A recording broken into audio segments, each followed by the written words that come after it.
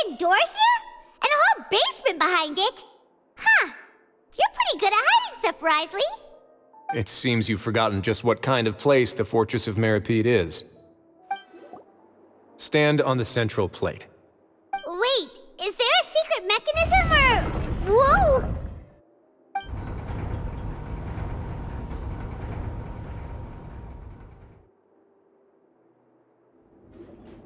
So, this is the Forbidden Zone? Honestly, for a place so well hidden, Paimon sure doesn't see anything special. What a huge door! There are 3 such isolation gates in total. Generally speaking, I'm the only one who's allowed to go inside. Hence the name Forbidden Zone. Am I correct to assume you're going to run on back and tell your little Fatui friends everything? Well, Paimon wasn't thinking of keeping anything from them. Well, I'd advise you wait until you've seen the whole truth of this place for yourself before deciding whether or not to tell them. Huh. So there's a switch on the side. Stand back.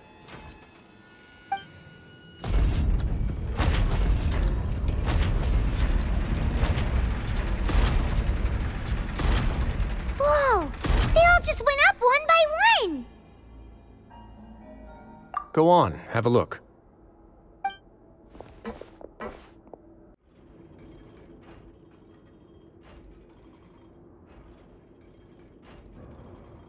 I've been interested in what lies beyond that gate ever since I assumed leadership of the Fortress of Meropide. Of course, it would be unwise to recklessly open it, but it'd also be risky and negligent to simply ignore any potential danger that could be behind it. The readings on that dashboard have not budged since the day when I first laid eyes on this place. But over the past year, the needle has crept upwards from its original position, likely because some parameter it's been tracking has changed, if only infinitesimally. Normally, I would have ignored it, but I happened to have some free time when I noticed it, so I investigated. Any guesses what the reading could be tracking? Very reasonable guesses. I've considered both of those as well. Unfortunately, our dashboard is tracking something less ordinary. The temperature should vary with weather and climate changes, so for something that rarely shifts, the water pressure is more likely. We ran a few tests to increase the pressure from the outside, but the readings didn't change at all. Later on, a few more possibilities occurred to me, such as a potential connection with the primordial sea. I began to make a few preparations based on that hypothesis. Over the past few days, the needle has moved again. With that, and the symptoms that Fremine displayed after leaving the fortress, I can now confidently conclude that the readings represent the concentration of primordial seawater in the seawater nearby. The concentration of primordial seawater? But we're already under the sea! And that is precisely the problem. We're at the bottom of the sea, and now we're surrounded by toxic seawater. Somehow, primordial seawater got mixed in, and the concentration is steadily rising. Yes, that's very likely. But forget about the two of us! Not even Neuvillette knows where the primordial sea could be, much less where we could find and plug a leak. Oh. Oh! Seems like you've figured it out. I believe the primordial sea lies directly beneath this sluice gate. For some reason, the primordial seawater levels have risen significantly, and it's now very close to us. The indicators are now red. Although the gate still stands, some primordial seawater has already leaked out and mixed into the sea around us. If this continues, soon it will no longer be able to hold back the primordial sea at all. Yeah, you know what the legends say. If this place falls, then everyone in Fontaine will be turned into puddles in the span of a night. But that's just too weird! Why would the Fortress of Meropide be built right above a sluice gate for the primordial sea? Who built this place anyway? Your expression tells me you think this might be part of a vast, complicated conspiracy. To be honest, you might find the actual answer may be exceedingly boring. It's just that the secret of the Forbidden Zone had been long forgotten by the nation before I rediscovered it with my research. There's no single founder of the Fortress of Meropide in any traditional sense. What we know about its history has been left to us by the people who used to live here. When the previous Hydro Archon Egeria ruled the land, all convicted criminals from Fontaine were exiled. The people drove the criminals away like a wolf pack chasing away the banished. The criminals received no sympathy of any kind from the people. They were exiled to the desolate seaside, where they experienced only pain, struggle, and the bone-chilling cold. Some of them began to repent and prayed to the Hydro Archon, asking if there was still anything they could do. The Hydro Archon took pity on them and said, "You may go guard my secret, deep underneath the waves." And so, leaning on the power of the Hydro Archon, they gathered underneath the sea and began to build a fortress. They became a community down there in the deeps, and over the years helped it to grow. As the number of exiles increased, more and more people joined the community. When the first group of exiles died, they left the yet unfinished fortress to their successors. The Hydro Archon continued to lend her support, allowing the fortress and what it stood for to continue growing ever larger. Before long, this dark underwater fortress became the sinner's only home. And with that, the people here stopped referring to the fortress as a prison. They saw themselves as repenting sinners who would regain their freedom once they had sufficiently redeemed themselves.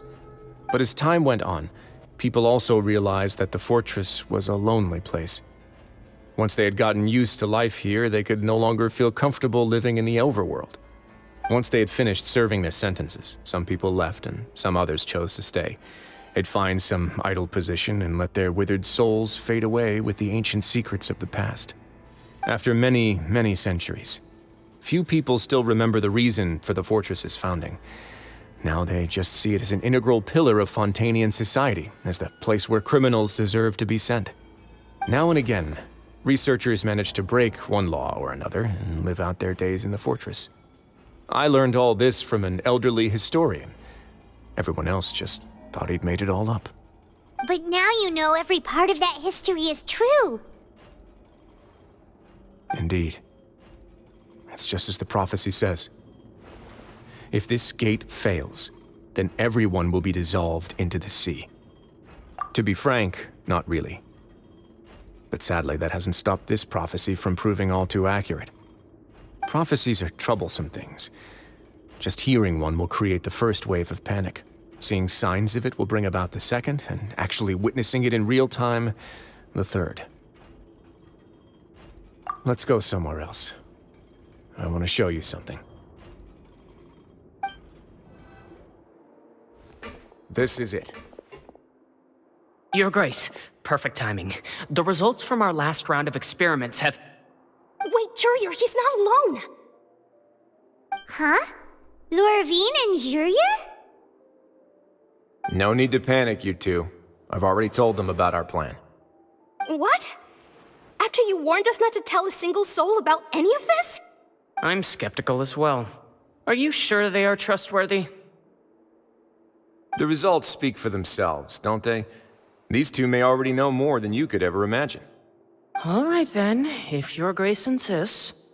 They seem harmless enough, so I'll trust them for now. How about some reintroductions? This is Jurier, one of the highest-ranked researchers from the Fontaine Research Institute. He used to work under Edwin. I trust that you've heard of Edwin? Good. Saves me a bit of time explaining. Edwin's main areas of research were archaeum and gravimeters. As his assistant, Jurier is quite familiar with them as well. I hired him to be my technical consultant. You want to blow up the Fortress of Meropide? Ah, what a lovely idea. I'm already imagining it in my head. Gotta admit, I'm tempted as well. Guys, focus! Focus! That taskmaster over there is Miss Lorvine, and is also one of my technical consultants. While Jurier used to be Edwin's assistant, she used to be Jurier's assistant. Ooh, are they together? See, everyone keeps asking this question. Are you too sure you're not a couple and just using your work as a convenient cover? Your Grace, I am not in a relationship with this man. If I dated her, I'd officially be madder than Edwin. Jeez, forget I said anything then. Follow me. Whoa, there's another door that goes right up. Your constant amazement makes it seem like the fortress can do anything. But Paimon really thinks everything's super cool.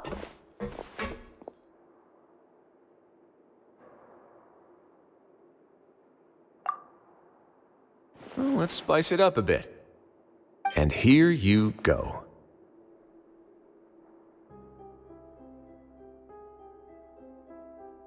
What a huge ship! This is also a production zone that Paimon's never seen before. What's going on? How much do you know about Fontainian history? Not much at all. Well, then maybe you haven't heard the story of ancient Lemuria. To give you a quick rundown, Fontaine used to be ruled by the Lemurian dynasty. According to legend, the Lemurian king Remus came to this land after being inspired by divine revelation and found the seer Sibila, who had taken on the form of a golden bee. Taking the golden bee with him and riding on a huge ship, the Fortuna, he created his nation above the surging waves. He called his nation Lemuria and used the Fortuna to incessantly search for new tribes and islands, calling on them to join his empire. There's a ship in this story too? Where there's water, there'll be ships. People believe that hope can always be found at the end of a voyage. Do you believe that too? To a point, I think. As you've already seen, I have a whole factory's worth of labor, materials, and technology at my disposal. Certainly can't hurt to give it a try. So the moment I began to speculate that the primordial sea might lie underneath the gate, I also began this project. Were you inspired by the legendary Fortuna? Maybe. Fontainians need something to hold on to cope with the impending disaster. Were the workers to find out the truth behind this ship, riots would destroy the fortress faster than any catastrophe. As the fortress's administrator, I'd never make such a reckless call. All right, that's enough talking for now. I'll need another 3 cups of tea to soothe my throat. Do you have any other questions? Seems like you're good. Come on, I'll take you back.